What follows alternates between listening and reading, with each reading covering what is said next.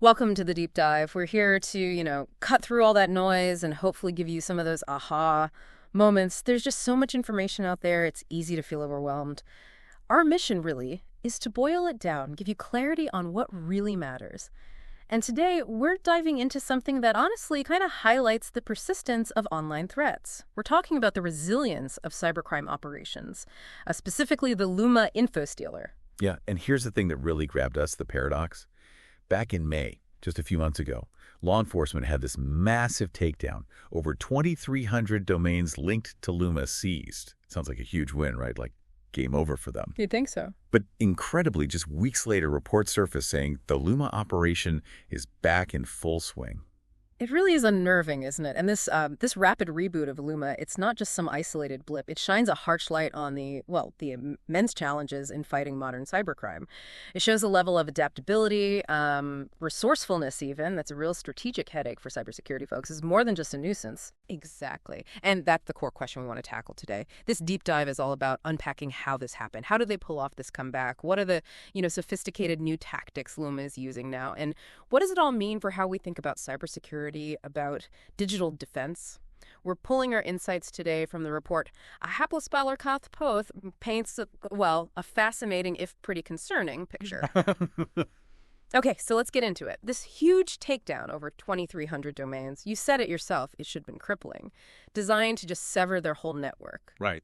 So what parts of Lumma's operation did that takedown actually miss? What allowed them to bounce back so fast? That's the million-dollar question, isn't it? And Trend Micro's findings, they're pretty stark. Lumma didn't just stumble. They rapidly restored their infrastructure. Operations were back online quickly. But what's really telling is what the operators themselves claimed on underground forums. They insisted their core server remained untouched. Untouched, even though it was supposedly wiped? Yeah, even if it had been remotely wiped, as they put it.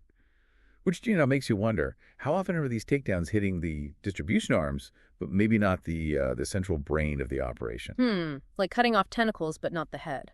Exactly. And the telemetry data backs this up. By June, just weeks later, activity was already nearing pre-takedown levels. Yeah. That's a seriously rapid resurgence. Wow. Okay, so it wasn't just recovery. They learned, they adapted. What strategic changes did Lumma actually make to sort of bulletproof themselves against this happening again? Well, what's really critical, and Trend Micro reported this, is their strategic pivot.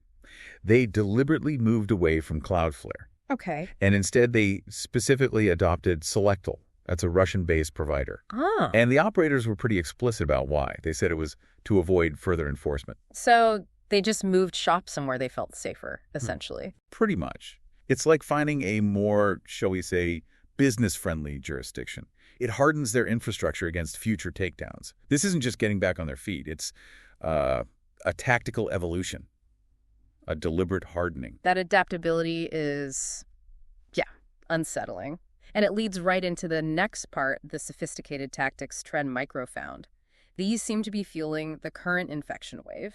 You mentioned there are 4 main ways they're doing it now. That's right. 4 key vectors they're exploiting. Okay, so first up, fake cracks and keygens. Yeah, the classics never die, it seems. So cyber criminals are pushing fake software cracks. How are they getting these in front of people? Mostly through malvertising malicious ads and also cleverly doctored search results. So you're looking for that free software, maybe game crack or something. It's like a legit link. Exactly. And you get redirected. But it's not just a simple redirect. These deceptive sites use something called traffic detection systems, or PDS. PDS, what does that do? It basically fingerprints your system, checks if you're a suitable target, not a researcher, not a sandbox. If you pass, then it delivers the Lumma downloader payload it's targeted. Sneaky. Okay, what's the second vector? This one's quite clever, actually. Click-fix campaigns. Click-fix. Yeah, it involves websites that have already been compromised. On these sites, they host phony CAPTCHA challenges. The prove you're human phase. Right, I see those all the time. Well, these ones are rigged. The trick isn't solving the puzzle. It's that interacting with the fake CAPTCHA actually executes PowerShell commands behind the scenes. PowerShell. Wow, okay. And here's the kicker. It loads Lumma directly into the system memory. So it bypasses typical file scanning? Precisely. No file dropped on the disk initially, which makes it much harder for a lot of traditional antivirus software to catch. It's stealthy. Shows how they're constantly thinking about evasion. Okay, that's devious. What's number 3? Leveraging legitimate platforms. We're seeing them use GitHub repositories. GitHub. Threat actors are seeding GitHub repos with what looks like AI-generated content, often offering things like fake game cheats. Gamers are always looking for an edge, right? True, that's a big lure. But buried inside these seemingly harmless cheats or tools are the Lumma payloads. Sometimes standalone executables, sometimes zipped up with innocent-sounding names like tempspoofer.exe or something similar. So they're weaponizing a platform developer's trust. Exactly. Using that trust against users. Okay, and the 4th factor? The old reliable. Social media lures. Of course. We're talking YouTube videos promising cracked software, Facebook posts doing the same. They hook people in with the promise of free stuff. And trick them into downloading. Malware, yeah. Often from sites that might even misuse trusted platforms, like sites.google.com, to host the download link. That adds another layer of seeming legitimacy. It's a false sense of security. Totally. And the reach of social media makes this method just persistently effective, even if it sounds simple. Okay, so let's connect this back to the takedown itself.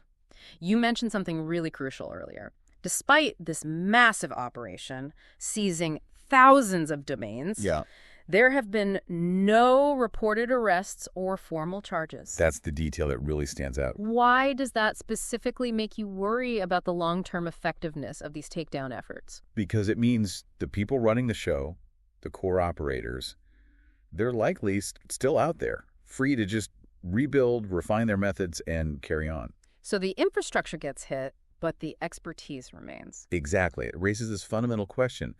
Are these takedowns, even the big ones, truly disrupting the top tier of these criminal enterprises? Or we're just, constantly trimming the weeds while the roots remain untouched? That Hydra analogy you used earlier feels spot on. Cut off one head. And if the core nervous system is intact, others just grow back, maybe even stronger or smarter. Which brings us to the bigger picture, right? This malware-as-a-service model, MaaS. It's clearly a lucrative and resilient arm of the cybercrime economy. Does Lumma's rapid comeback basically just prove that these MaaS operators are now, effectively undeterred by international action? Like, they've built resilience into the business model itself. I think that's a fair assessment, yes. What we're seeing with Lumma is, frankly, a stark demonstration of how the MaaS model thrives. Its strength is its ability to decentralize, to adapt rapidly. These operators aren't just reacting defensively anymore. They seem to be strategically evolving, specifically to evade enforcement. So it's proactive adaptation. Right. It reinforces that MaaS isn't just about selling a piece of malicious code. It's about providing this whole resilient, adaptable framework for crime. And that framework is proving incredibly difficult to dismantle permanently. So wrapping this up, what does this all really mean for us, for you listening? I mean, the resilience of Lumma is pretty astonishing. It's a profound lesson, really. It shows that even a massive law enforcement effort, something that looks like a knockout punch, can be met not with collapse, but with rapid adaptation resurgence. It's just this stark reminder that cybercrime isn't some static thing we can just solve. It's dynamic, it's constantly evolving, like an organism adapting to its environment. It really underscores the challenge, doesn't it? These groups are adaptive, they're clearly well-resourced, especially within that MaaS model you mentioned. Leasing out the infrastructure, the malware itself, it creates this self-sustaining ecosystem. And hitting parts of it, even significant parts, doesn't necessarily kill the whole thing. It's incredibly hard to truly eradicate. Yeah. This whole deep dive, it really makes you think, doesn't it, about your own awareness online, your critical thinking, because this isn't just some abstract story about malware. It's a narrative about persistence, about adaptation, about this ongoing, cat and mouse game between the attackers and the defenders. And maybe that leaves us with this final thought for you to chew on. Given how quickly operations like Lumma can just reboot, adapt their tactics, change providers, change methods, what does security even truly mean in the digital age anymore? And maybe more importantly, how much can individual awareness really protect us when we're facing adversaries who are this sophisticated, this persistent, and frankly, this undeterred?